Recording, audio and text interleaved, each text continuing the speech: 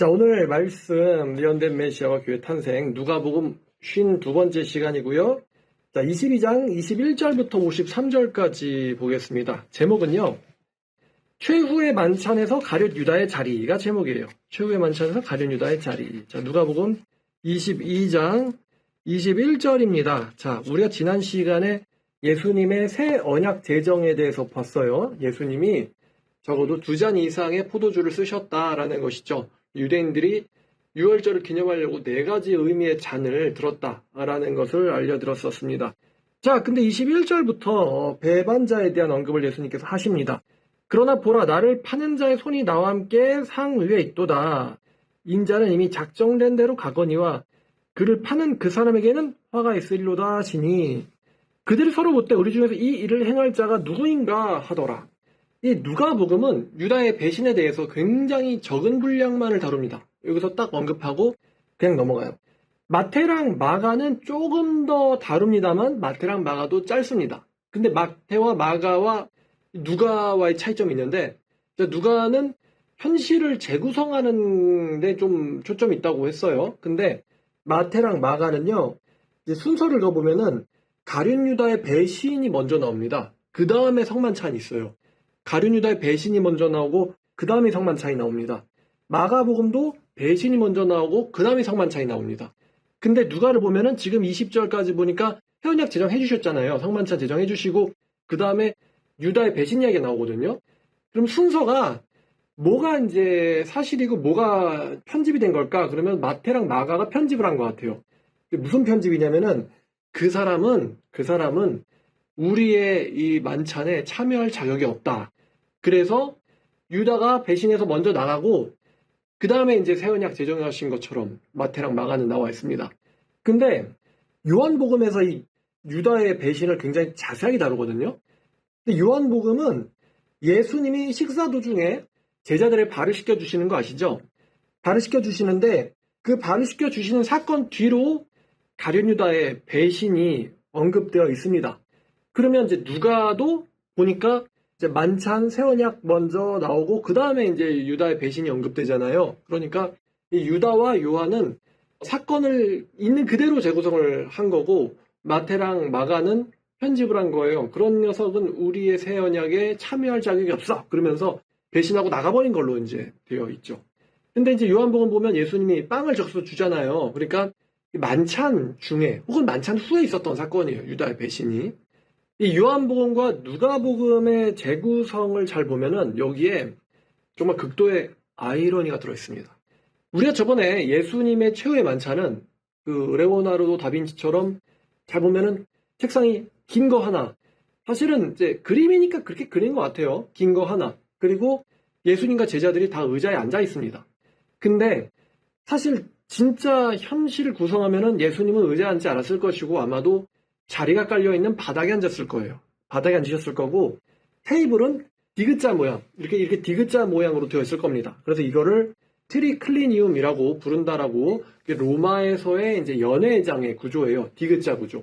자, 그래서 이 디귿자 모양의 식사 자리에서 누가복음의 예전에 언급을 제가 해드렸던 것처럼 이 식사 주최자로부터 가까운 자리부터가 이제 상석입니다. 상석. 그래서 누가 상석에 앉을 것인가, 여기에 대해서 논쟁이 있었다라고 제가 말씀을 드렸어요. 누가 상석에 앉을 것인가. 근데 요한은요, 요한복음에서 자신을 예수의 품에 의지하여 누운 자로 표현을 합니다. 뭐 의자에 앉아가지고 이렇게 기댈 수도 있어요. 근데 이건 이제 누웠다라기보다는 이제 기댔다라고 표현하겠죠. 자, 예수의 품에 누운 자로 묘사하자면 이제 요한이야말로 예수님의 그 트리클리니움 구조에서 최고 상석인 예수님의 오른편에 앉았을 거예요. 예수님의 오른편에 앉아서 왼쪽으로 기댔겠죠. 요한은. 근데 요한복음 13장 26절 예수님이 내가 떡을 적셔다 주는 자가 바로 그 사람이다 라고 말씀하시거든요. 그렇다는 것은 이 요한에게서 몸이 떨어지지 않은 상태에서 떡을 적셔서 주려면은 되게 아이러니가 여기 있는데 두 번째 최고 상석 자리인 예수님의 왼편에 가룟 유다가 앉았을 가능성이 굉장히 높습니다. 충격이죠, 이게. 예수님 바로 옆자리에 가룟 유다가 앉았을 가능성이 정말 높아요. 이게 굉장히 아이러니합니다. 유다는 예수님의 상석인 왼편에 앉은 게 굉장히 자연스러울 정도로 평상시에 예수를 친근하게 대하던 사람이었다라는 걸 알 수 있습니다. 갑자기 왜 이래? 이런 말이 안 나오게 말이죠. 그리고 예수님은 유다의 배신을 알고도 유다를 왼편해 주셨어요. 사도 요한은 오른편, 유다는 왼편. 이 자세, 이 위치의 구조 배치는요, 저는 이런 생각이 듭니다. 유다의 배신을 말리고자 하는 예수님의 안타까운 심정, 그리고 배신할 것임에도 불구하고 유다를 옆에 둘 수 있는 예수님의 자애의 마음, 자비로운 마음이 잘 나타나는 것 같아요. 배신할 걸 알고도 유다를 옆에 두셨어요. 근데 이미 사탄이 유다의 마음을 너무나 꽉 잡고 있어서 예수님의 사실 예수님은 이미 아시니까 예수님이 용서했어요. 예수님은 사랑하고 계세요. 그래서 예수님의 용서와 사랑의 초청에도 이 유다의 마음이 꿈쩍도 하지 않습니다. 여러분, 머리로만 들으면 이해가 안 되죠. 예수님이 이미 알고 있어요. 예수님이 이미 용서하고 있어요. 예수님이 가지 말라고 이야기하고 있어요. 근데도 유다의 마음은 이미 결정되어 있어서 꿈쩍도 하지 않습니다. 우리가 이거를 논리적으로는 이해를 못하죠. 근데 인간에게 어떤 죄의 이 인을 맞았을 때 죄가 발동됐다고 하죠. 그러면은 무슨 말을 들어도 안 멈춰지는 거예요. 인간의 마음 상태가. 마치 다윗의 첫째 아들인 암논이 다말에게 몹쓸 짓을 하려고 결정을 했을 때 이 다말이 여러 가지 이유로 말립니다. 너 이런 일 하면 어떻게 왕자로 있을 수 있겠냐. 이러지 마라. 아니면은 그러면 아빠한테 부탁해라. 아빠한테 부탁하면은 아빠의 권한 아래서 일어나면은 너는 네 목적을 성취할 수 있을 거다. 근데 이 다말의 말을 최선책도 차선책도 다 암논은 듣지 않습니다. 그러면서 가장 어리석은 방법을 선택을 해버리거든요. 이해는 했을 거예요. 다말의 논리를 암논이. 근데 몸이 안 따라가는 거예요. 그리고선 최악의 결정, 내버리기라는 결정을 했죠. 이것도 안 된다. 최악의 결정은 해서는 안 된다라는데 최악의 결정까지 내려버립니다. 암논이. 그래서 그 대가로 이제 죽임을 당하게 되죠. 어쨌거나 이 유다의 마음이 꼼짝도 안 했다는 거예요. 예수님의 이 사랑의 초청에도. 자, 22절에서 예수님께서 말씀하세요. 인자는 작정된 대로 간다. 그래서 작정됐다. 이제 프리데스틴이라는 단어 쓰였는데 운명 지어졌다. 예정되어졌다. 이런 뜻이겠죠. 인자는 운명 지어진 대로 간다. 그러니까 이게 참 놀라운데요. 인자는 운명 지어진 대로 가기 때문에 어떻게 되든 예수님은 처형이라고 하는 이 결과를 향해서 가고 있습니다. 근데 나를 파는 자에게 화가 있다 그러잖아요. 이게 이 말씀이 하나님의 작정하심과 인간의 자유의지가 어떻게 작동하는가. 우리는요, 유다가 예수님을 배신하지 않은 과거는 모릅니다. 근데 예수님은요, 네가 나를 배신해야지만 하나님의 애정이 이루어지기 때문에 제발 나를 배신해라. 배신하러 가야 된다. 안 가니? 이렇게 예수님은 유다를 부추기지 않았어요. 예수는 끝까지 유다를 말립니다. 말려요. 근데도 유다는 갑니다. 만약에 유다가 예수님을 배신하지 않았으면 어떻게 됐을까? 그러면은 하나님께서는 다른 루트를 통해서도 예수님의 처형이라고 하는 하나님의 작정은 성취시키시겠죠. 우리가 지난번에 이 다윗의 잘못으로 인해서 솔로몬이 왕이 되었다라고 하는 설교를 했었습니다. 만약에 다윗이 잘못 안 했더라면 어떻게 됐을까? 그러면 솔로몬은 태어나지 않았겠죠. 엄마랑 다윗이랑 연결되지 않았으니까요. 하지만 다윗이 잘못하는 것이 하나님의 뜻이고 다윗이 잘못해야지만 솔로몬이 나올 수 있다. 이스라엘 역사가 이어진다라고 우리는 그렇게 말할 수 없습니다. 그럼 살인과 강간을 정당화하게 되거든요. 하나님은 분명히 다윗의 잘못이 아니더라도 이스라엘의 역사를 얼마든지 이어가실 수 있는 최선의 플랜이 있으십니다. 근데 인간들은 거기서 늘 잘못을 합니다. 그래도 하나님의 뜻은 예언된 대로 작정된 대로 흘러갑니다. 가룟 유다도 마찬가지예요. 가룟 유다 배신 안 했으면은 어떻게 됐을까? 가룟 유다 배신 안 했어도 예수님 분명 작정된 대로 갑니다. 대신 가룟 유다가 파멸이라고 하는 끔찍한 결말은 맞지 않았겠죠. 내가 지금 무슨 짓을 하는 걸까? 내가 지금 어디로 가고 있는 거지? 내가 지금 누구를 배신하려는 걸까? 그분은 나에게 잘못한 게 없는데 이 생각을 가던 긴 여정 가운데서 한 번이라도 진작에 했더라도 유다는 자기 목숨을 살릴 수 있었을 겁니다. 마치 어리석은 암논처럼 돈을 받고 나니까 뭔가 크게 잘못된 걸 느꼈어요. 자기의 욕구를 해소하고 나니까 잘못됐다는 걸 느꼈는데 어떻게 돌아갈 방법이 없어요. 이걸 복구시킬 방법이 없어요. 그래서 예수님이 화가 있다고 한 거예요. 자, 하나님의 정하심과 인간의 선택이 어떻게 어울리는지, 어떻게 어우러지는지 그 절묘함과 기이함이라 함은 인간의 머리로 도무지 이해가 안 되는 걸 말하는 것이죠. 이게 잘 보여주는 사례가 바로 이 22절 말씀입니다. 예수님은 작정이 성취돼야 되기 위해서 누가 나를 팔아야 한다라고 말하지 않으셨다는 거예요. 우리가 예정론을 이야기할 때 하나님 예정했으면 내가 이렇게 하더라도 저렇게 하더라도 이런 식으로 나의 죄 혹은 나의 게으름, 나태함을 핑계를 대는 경우가 많습니다. 근데 그렇지 않다는 것이죠. 그 다음에 바로 무슨 일이 일어나냐면 이제 상석 싸움이 났어요. 그들 사이에 누가 크냐 하는 다툼이 난지라. 지금 되게 아이러니하게도 상석에 누가 앉아 있어요? 가룟 유다가 앉아 있는데 제자들끼리 서로 누가 크냐, 누가 예수님의 옆에 앉을 것인가라는 이 자리 다툼이 났습니다. 근데 정말 얼마나 부질없는 싸움인지. 상석에 유다가 앉았는데 지금 자리 다툼이 났다 이거예요. 예수께서 이르시되 이방인의 임금들은 그들을 주관하며 집권자들을 은인이라 칭함받으나 너희들은 그렇지 아니하니 너희 중에 큰 자는 젊은 자 같고 다스린 자는 섬기는 자 같을지니라. 자, 유다의 사회에서 젊은 자는 섬기는 자예요. 은인이란 영예로운 칭호입니다. 집권자들을 은인이라 부르면서 또 그러는데 나에겐 그렇지 않다. 섬기는 자가 돼야 된다. 앉아서 먹는 자 크냐, 섬기는 자 크냐, 앉아서 먹는 자가 아니냐. 그러나 나는 섬기는 자로서 너희 중에 왔다. 참된 크리스찬의 모습은요, 섬기는 모습이다. 근데 이 섬기는 모습이라는 것을 우리가 조금 오해할 때가 있는데요. 예수님이 섬기시는 대상은 참된 교인들이죠.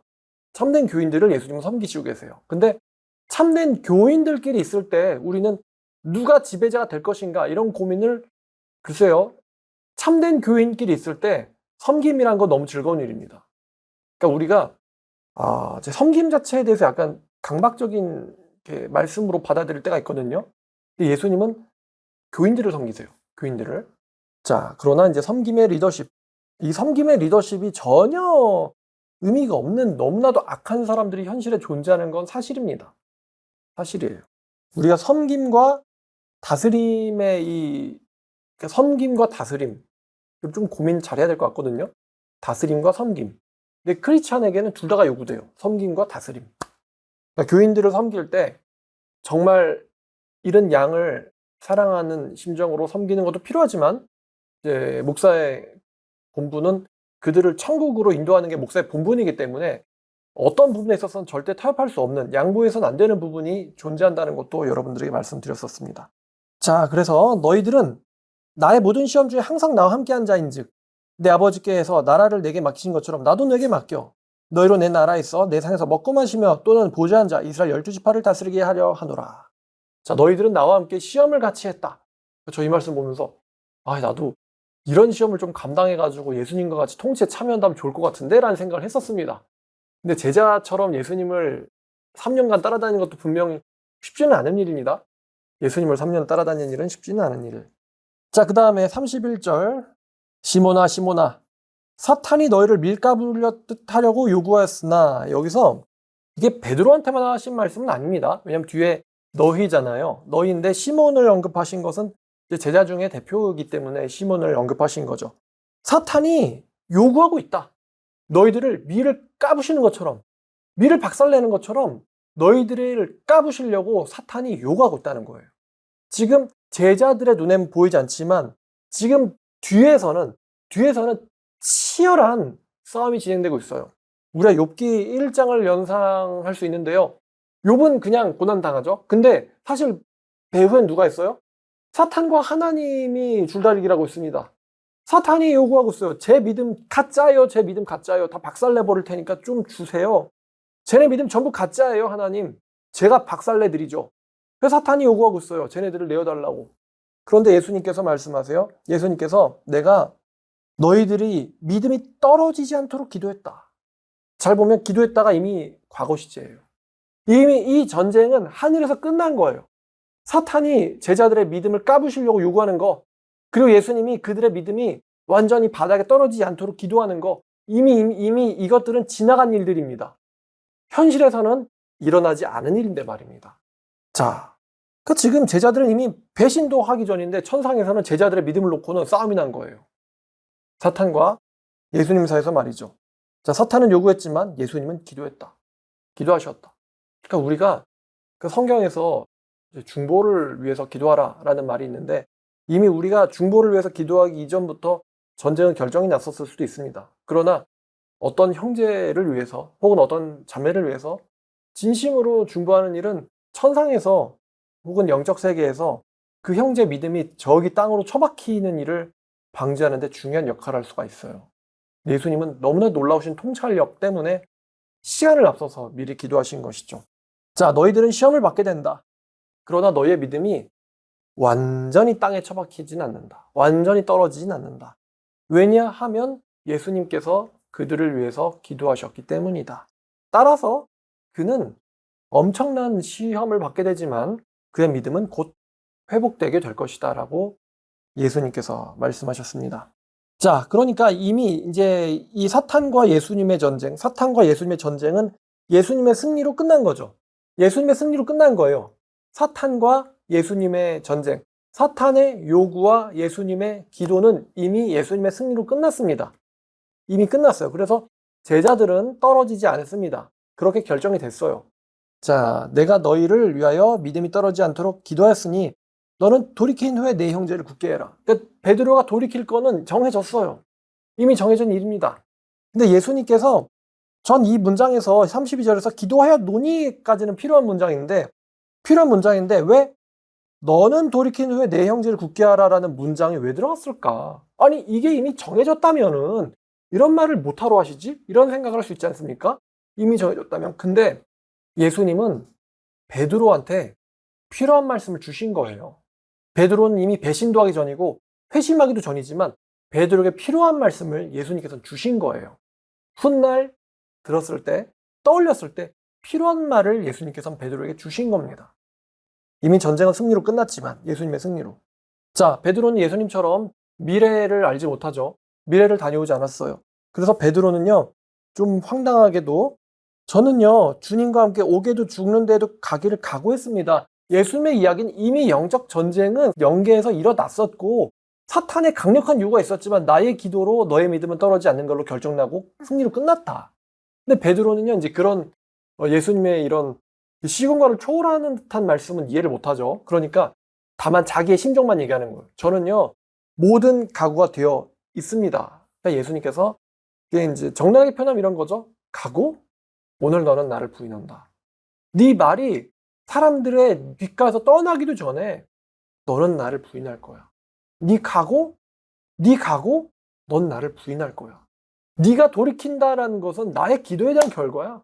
내가 기도한 것에 대한 결과로 너의 믿음은 떨어지지 않을 거야. 네 각오? 오늘 넌 나를 부인한다. 자, 베드로의 반응은 나오지 않죠. 아마 굉장히 서운했을 겁니다. 아니, 어떻게 이런 식으로 나를 상처 입힐 수가 있어. 내가 예수님과 함께한 게 언젠데. 자, 34절. 베드로야, 내가 너에게 말하는데 오늘 딱 울기 전에 네가 3번 나를 모른다고 부인하리라 하시니라. 자, 35절.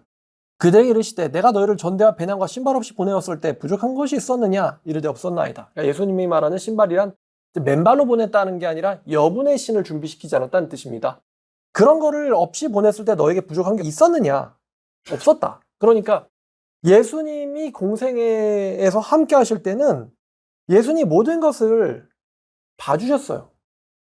그런데 이제부터는 예수님께서는 승천해서 제자들로부터 떠나시게 됩니다. 이르시되 이제는 전대 없는 자는 가질 것이요 배낭도 가질 것이요 겁 없는 자는 겉옷을 팔아 살지어다. 내가 너에게 말하는데 기록된 바 그는 불법자와 동류로 여김받았단 말이 내게 이루어져야 하리니 내게 관한 일이 이루어져 감이니라. 자, 이제 나는 처형되고 죽을 때가 오고 너희에게 필요한 거는 배낭과 전대 그리고 검이다. 그러니까 그들이 여짜오되 주여 보소서 여기 검 둘이 있나이다. 대답하시되 족하다 하시니라. 이게요, 사실 예수님께서 말씀하신 칼이 진짜 이 칼을 의미하는 것 같지는 않아요. 왜냐하면 이 다음 장면에서 제자 중에 하나가 칼을 휘두르는데 예수님께서는 휘두르지 말라고 말씀하시거든요. 그럼 도대체 전대와 배낭 그리고 검은 뭘 의미하는 걸까? 자, 예수님의 승천 이후로부터는 제자들에게 상황이 바뀝니다. 예수님이 공생애 하실 때에는 예수께서 다 돌봐주셨어요. 그런데 승천 이후에는 제자들은 적대자들의 공격에 직접적으로 노출되게 됩니다. 적대자들이 제자들을 비난할 때 예수님께서는 대신 공격을 막아주셨어요. 저자들이 잘못된 일을 하고 있습니다. 저자들이 문제가 있습니다. 그럴 때 예수님께서는 다 대신 막아주셨어요. 그러나 예수님의 승천 이후로는 제자들은 노골적인 위협에 노출되게 됩니다. 이제는 제자들에게 배난과 전대와 검이 필요합니다. 예수님의 승천 이후로 재림 전까지를 사는 크리스찬들은요, 세상의 유혹과 공격에 시달리게 될 것입니다. 따라서 전대와 배난, 검이 필요합니다. 이것이 무력 항쟁을 의미하지는 않습니다. 배난과 전대는 뭘 의미할까요? 현실을 살아가는 지혜를 의미합니다. 검은 뭘 의미할까요? 크리스찬에게 일어날 영적인 전투를 의미합니다. 때론 크리스찬들에게 강인한 정신력, 무언가를 지키기 위하여 투쟁할 수 있는 강인한 정신력이 필요하다는 거예요. 이 공격은요, 외부인들로부터 들어올 수도 있고, 혹은 크리스찬들이라 불리는 사람들로부터 들어올 수도 있고, 혹은 가족으로부터도 들어올 수가 있습니다. 너희들에게는 배난과 전대. 이 배난과 전대는요, 현실을 살아가는 지혜를 의미한다고 했죠. 그래서 크리스찬이 경제력을 갖추는 거, 일하는 거는 믿음이 없는 것을 의미하지 않습니다. 일도 필요하다는 거예요. 자, 이 이후에 39절 예수께서 나가사 습관을 따라 감람산에 가심에 제자들도 따라갔더니, 예수님이 성전에선 가르치시고 저녁 때는 감람산 가시는 것은 예수님의 행동 패턴이었죠. 그래서 가룟 유다도 그 장소를 알고 있었던 것입니다. 이 감람산은 안식일에도 다닐 수 있는 산으로 성전에서 거리가 한 1km 정도 됩니다. 1km 정도 되는 떨어진 곳에 있어요. 자, 그 다음에 이제 최후의 기도. 그곳에 이르러 그들에게 이르시되 유혹에 빠지지 않게 기도해라. 지금 천상계에서는 아까 말씀하셨던 것처럼 사탄의 요구, 엄청난 지금 싸움이 천상계에서 일어나고 있어요. 어떻게 해서든 예수님과 제자들을 부서뜨리기 위해서 사탄도 총공세를 하고 있습니다. 그래서 예수님께서 지금 영적인 세계, 이 현실 세계 뒤편에서 일어나고 있는 치열한 싸움을 모르느냐? 너희들의 믿음을 위해서 쓰러지지 않도록 기도해라 라고 말씀을 하시는데, 지금 문제는 이 상황을 제자들은 잘 모르죠. 제자들이 예수님 심각은 하니까 뭔가 있는 것 같긴 한데, 밤새서 기도할 만큼 제자들은 지금 심각하지 않아요. 그런데 아마도 제자들은 앞으로 밤을 샐 예정이겠죠. 자, 그들을 떠나 돌 던질 만큼 가서 무릎을 꿇고 기도하여 이르시되, 그러니까 이제 기도 소리가 들린 거겠죠. 이르시되 아버지여, 만일 아버지의 뜻이거든 이 잔을 내게서 옮기시옵소서. 그러나 내 원대로 마옵시고 아버지의 원대로 되기를 원하나이다 하시니, 자, 44절 보니까 예수께서 힘쓰고 애써 더욱 간절히 기도하시니 땀이 땅에 떨어지는 핏방울처럼 되었다라고 합니다. 자, 우리가 이 44절을 보면은 땀에서 피가 섞여 나오는 것을 의학적으로는 혈한증이라고 합니다. 혈한증이라고 하는데, 이 혈한증이라고 불리는 이 증상은요, 당사자가 극심한 스트레스, 극도의 스트레스를 받을 때 모세혈관이 파열이 돼가지고 모세혈관에 있던 피가 땀과 함께 섞여 나오는 증상을 혈한증이라고 합니다. 평상시에 사람은 겪을 일이 없는데 너무나도 극도의 정신적인 고뇌, 죽음의 공포, 극도의 스트레스를 받을 때 일어나는 증상이에요. 그러니까 되게 희귀한 증상이겠죠? 그래서 극도의 스트레스가 교감신경을 자극해가지고 모세혈관이 파괴됐을 때 나오는 증상인데, 이거는 이걸 보여줘요. 그러니까 이 제자들이 봤을 때 예수님의 저 땀이 피야 땀이야 이렇게 피처럼 보였다는 거, 피가 섞여 있는 것처럼 보였다는 것은 이 예수님이 지금 온 세상의 죄를 짊어지시고 하나님께 부정한 자 취급, 외면, 철저한 심판의 대상이 돼서 징벌 받으셔야 되는 이 이제 미래를 예수님이 아시잖아요. 그 예수님의 정신적 고통이 얼마나 심각한지를 우리에게 알려주고 있어요. 예수님의 스트레스와 정신적 고통과 고뇌가 얼마나 심각한지 여러분들 땀에서 피가 나는 광경을 본 적이 없지 않습니까? 이거 죽음이 앞에 왔을 때 느끼는 고통과 스트레스라고 합니다. 그러면 그 맥락에서 42절을 보면은 아버지 뜻이거든 이 잔을 내게서 옮기시옵소서. 일단 이 잔이 가리키는 게, 자, 히브리서 2장 9절에 보면은 그가 죽음을 맛보시다라는 표현이 나오거든요. 죽음을 맛보다. 근데 이 잔이 뭘 의미하냐? 죽음을 의미할 가능성이 되게 높아요. 죽음을 의미합니다. 그러니까 이 잔에 어울리는 의미가 맛보다라고 했어요. 잔에 어울리는 의미가 맛보다. 히브리서는 죽음을 맛보다라는 표현을 예수님께 썼는데, 그러니까 이 죽음을 할 수 있거든 옮겨주세요. 할 수 있거든 옮겨주세요. 이 기도는요, 예수님의 인성에, 이제 저는 이걸 꽃이라고 생각하는데, 예수님의 인성에 꽃을 볼 수 있는 장면이에요, 이 기도가. 그러니까, 이 예수님의 심정에는요, 하나님의 예정하심, 작정하심, 그리고 인간으로서의 죽음과 고통과 그럼에도 불구하고 하나님의 종으로서의 순종을 해야 하는 이 마음들이 전부 복잡하게 얽혀 있습니다. 그러니까 우리는 이렇게 생각을 해요. 예수님이 하나님이시잖아. 예수님 다 이루셨잖아. 이기셨잖아. 부활하셨잖아. 그러니까 거 죽으면 부활하면 되지. 우린 이 장면을 이렇게 생각합니다. 거 죽으면 부활하면 되지. 근데 예수님에게도 이 고난과 죽음은 문자 그대로 고난은 고난, 고통은 고통, 죽음은 죽음이었다는 거예요. 예수님에게도. 그거 내가 하나님이니까 부활하면 되지. 예수님이 이렇게 생각하지 않으셨다는 것입니다. 예수님이 극도의 고통과 스트레스, 정신적 이거를 받으시면서 아버지 할 수 있거든 이 잔을 내게서 옮겨주세요. 이거는 사람이라서 할 수 있는 말이에요. 그러나 예수님께서는 당연히 예수님답게 그러나 내 뜻대로 하지 마시고 아버지의 뜻, 아버지의 결정대로 가기를 원합니다.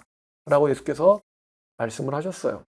사도 바울이 우리에게 얘기하기를 하나님은 감당할 것 외에는 감당치 못할 고난을 주시지 않는다라고 말씀하셨습니다.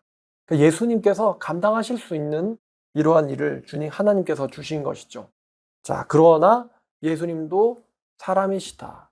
예수님도 사람이시다. 뭐 하나님이니까 배고프면 뭐 빵 만들어 먹으면 되고 목마르면 물 만들어 먹으면 되고 피곤하고 힘들면 뭐 천사한테 달래서 침대 갖다 달라 그러면 되고 예수님은 그렇지 않았다는 거예요.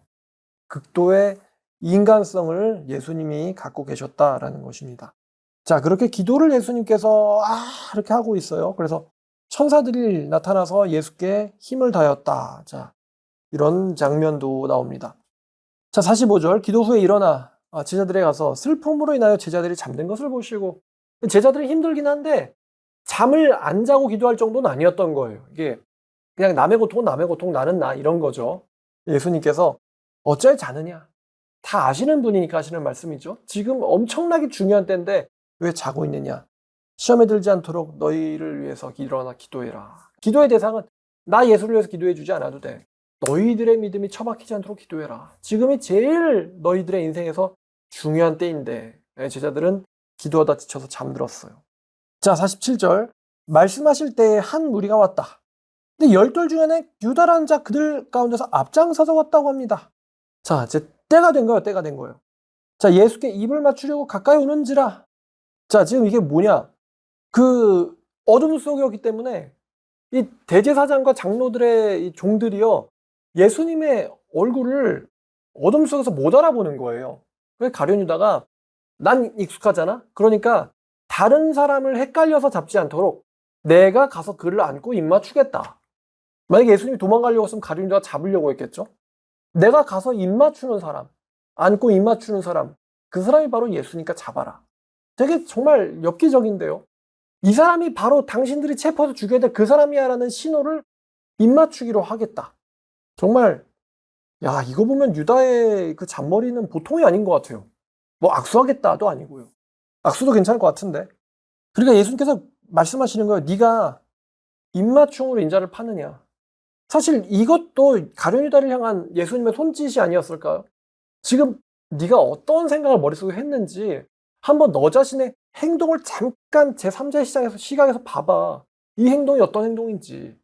만약에 유다가 여기서 이 말씀을 듣고 다른 데 보면은 친구여라고 하시거든요. 네가 행하는 일을 해라. 근데 그 말을 듣고 유다가 순간 멈칫해서 제가 잘못했어요라고 오열을 하면서 무릎을 꿇었어도 예수님께서는 유다를 용서하셨을 거예요. 분명히. 우리가 알고 있는 예수님의 성격과 스타일이면은 예수님이 이미 이제 끌어안고 포옹을 했기 때문에 경비병들이 와서 예수를 잡아가는 거는 피할 수 없는 미래입니다. 근데 그 음성에 가룟 유다가 제가 미쳤었나 봅니다, 선생님. 잘못했어요라고 엎드려서 울었더라면은 예수님은 가룟 유다를 분명히 용서해 주셨을 거예요. 근데 이 말이 너 참 황당하고 재수없다. 이런 느낌은 아니에요. 너의 행동을 되돌아보길 바란다. 네가 입맞춤으로 인자를 파느냐? 자, 그러자 이제 이 유다 입맞춤이 신호였죠. 이 녀석 참 대단해요. 상석에서 배신을 입맞춤으로 결박을. 유다에게 행동이에요. 상석에 앉혀주면 배신을 하고 입맞춤으로 결박을 해서 넘기려는 자. 참. 자, 그 주변 사람들이 그 일을 보고는 여짜오되 우리가 칼로 치릴까 하고는 그 주변 사람이 대제사장의 종을 쳐서 오른쪽 귀를 떨어뜨린지라. 예수께서 일러 이르시되 이것까지 참으라 하시고 그 귀를 만져 낫게 하시더라. 이 공관복음에선 누가 누구의 귀를 쳤는지가 안 나오는데 요한복음을 보면은 베드로가 말고라는 대제사장의 종의 귀를 칩니다.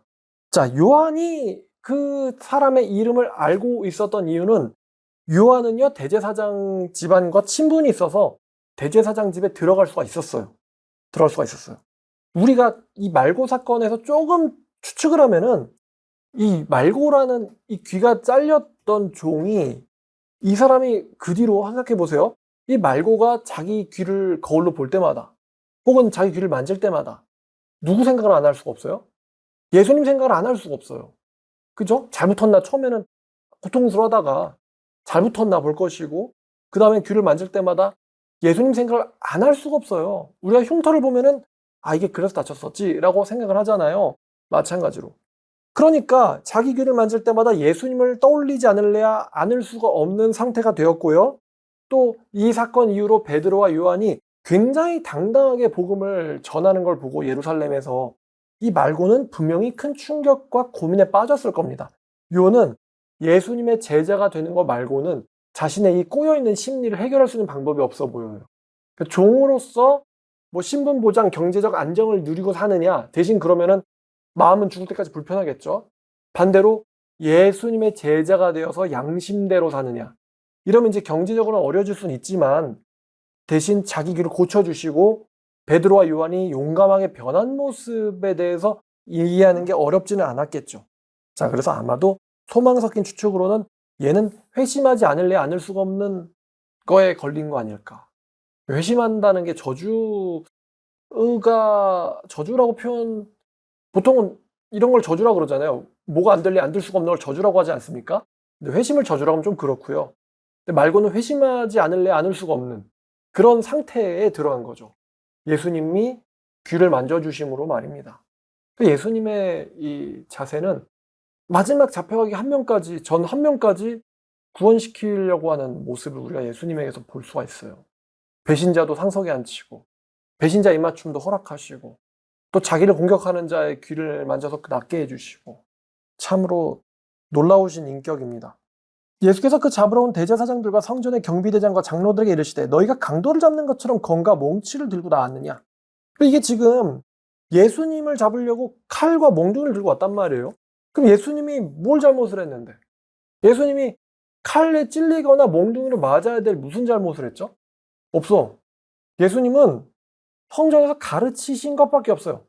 내가 날마다 너희와 함께 성전에 있을 때 내게 손을 대지 않았도다. 이게 지금 무슨 말이냐면 예수님이 성전에서 대낮에 가르치실 때 만약에 예수님이 법적으로 잘못한 게 있어요?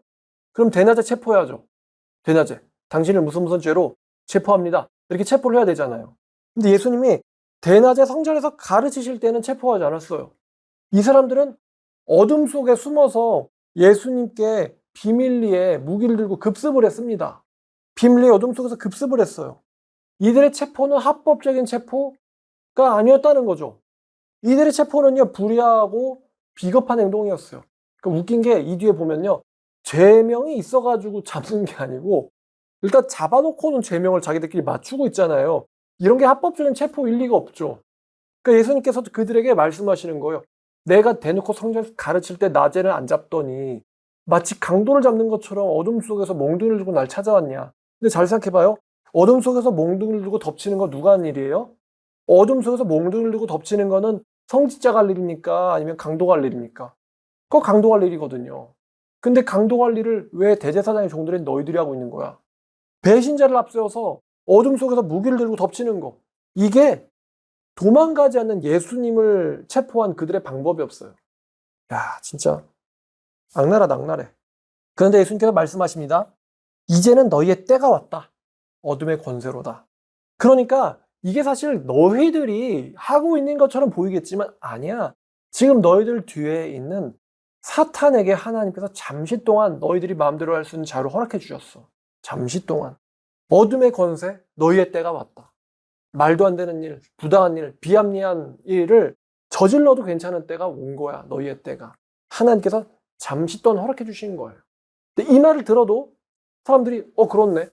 이렇게 하고 멈칫하지 않죠. 역시 이 사람들도 사탄에게 사로잡힌 바 돼가지고 예수님의 말을 듣고도 그러네, 지금 우리가 무슨 짓 하는 거지? 우리가 지금 성직자의 종들이 할 일이 아닌데 이거는? 이렇게 반성하지 않았어요.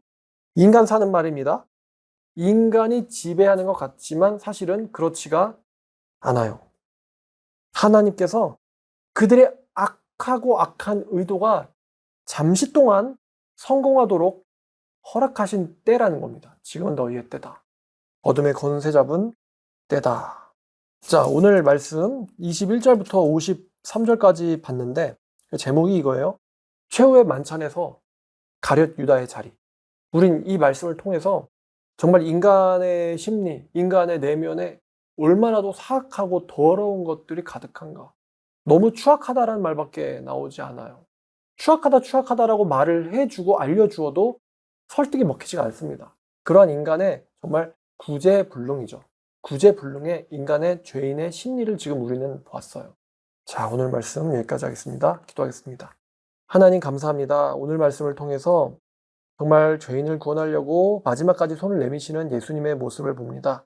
예수님께서 아무리 알려주시고 네가 걔야 하지마 안 했으면 좋았을걸 이라고 아무리 말씀해 주셔도 설득이 통하지 않고, 심지어 예수님을 잡으려고 몽둥이와 칼을 들고 오고서도 설득이 통하지 않는 사람들을 보면서 정말 우리의 마음이 얼마나 완악한지를 보게 됩니다. 그러나 모든 싸움은 영적인 세계에서 일어나고 있습니다. 주님, 우리가 정말 기도할 때 기도할 수 있고, 성실할 때 성실할 수 있고, 거룩할 때 거룩할 수 있는 지혜를 저에게 허락하여 주시옵소서. 이 말씀을 듣는 형제자매들, 말씀이 살아있어 이들이 행동을 할 때 한 번 더 자기들의 삶을 검토하게 도와주시옵소서. 예수님의 이름으로 기도드렸습니다.